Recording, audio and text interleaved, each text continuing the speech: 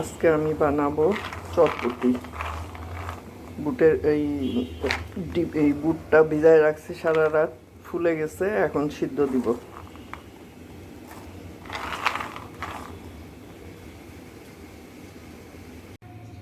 চটপটির বুটগুলো আমি এখন প্রেসার কুকারে দিয়ে দিচ্ছি। আলু দিলাম আগে।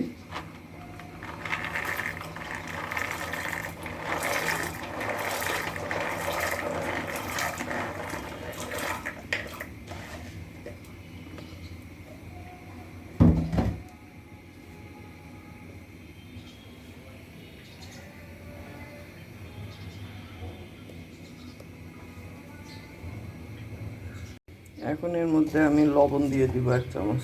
লবণ দিয়ে মুখটা বন্ধ করে দিব।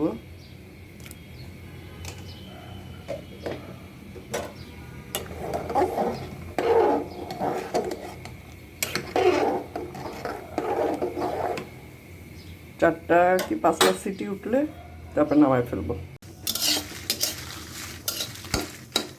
শুকনা মরিচ শুকনা তেলে নিব, তেল ছাড়া, শুকনা খোলায় তেলে তারপরে গুঁড়ো করতে হবে। গুঁড়ো করে চটপটির জন্য রেডি করব। চটপটির মশলার জন্য জিরা ভেজে, ধনিয়া গুঁড়া, গোলমরিচ, শুকনা মরিচ, এগুলো সব আমি ব্লেন্ডারে গুঁড়া করব। গুঁড়া করে তারপরে চটপটির মশলা রেডি করব। আমি এখন ফুচকা ভাজবো চটপটির জন্যে।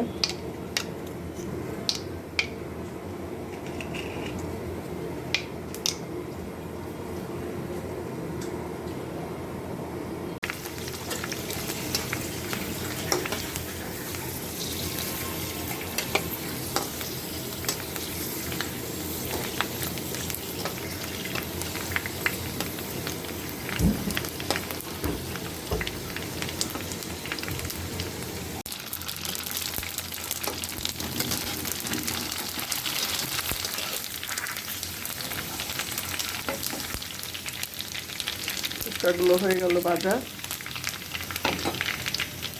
ফুচকাগুলো নামায় ফেললাম। আমি যে মশলাটা করছিলাম এটা সেই গুঁড়া মশলা, শুকনা মরিচের ফাঁকি, যা যা লাগবে আমার ধনিয়া পাতা, আলু সিদ্ধ করে কাটা, তেঁতুলের টক, ডিম, চটপটির বুট সিদ্ধ করা, ফুচকা। এখন এগুলো দিয়ে আমি সব রেডি করব। প্রথমে টকটা রেডি করব। এর মধ্যে দিলাম 1 চামচ চিনি, 1 চামচ আর অল্প চিনি, লবণ, আর ফুচকার জন্যে এই মিক্সড যে মশলাটা বানাইছিলাম এটা, শুকনা মরিচ গুঁড়াটা,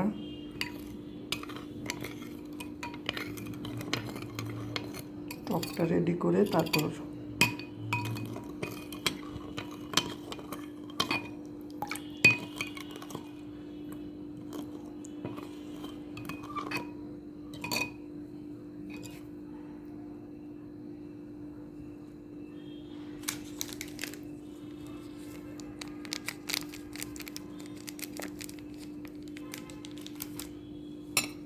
এক চামচ দিব এই চটপটির মশলা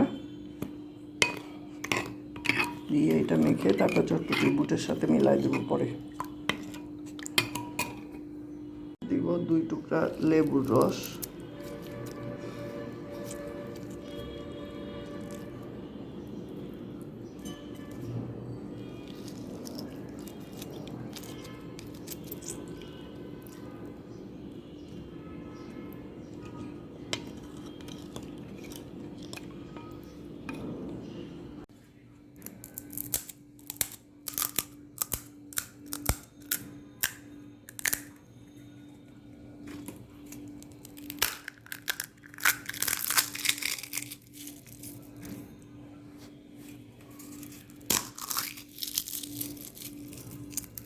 হয়ে গেল আমার ফুচকা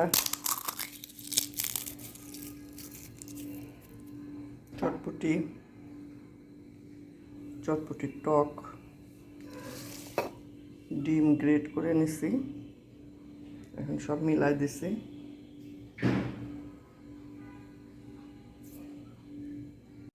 ফুচকাও রেডি আমার, এর মধ্যে শুধু চটপটির ইয়েগুলো ভরে এখন মুখের মধ্যে দিব টপ।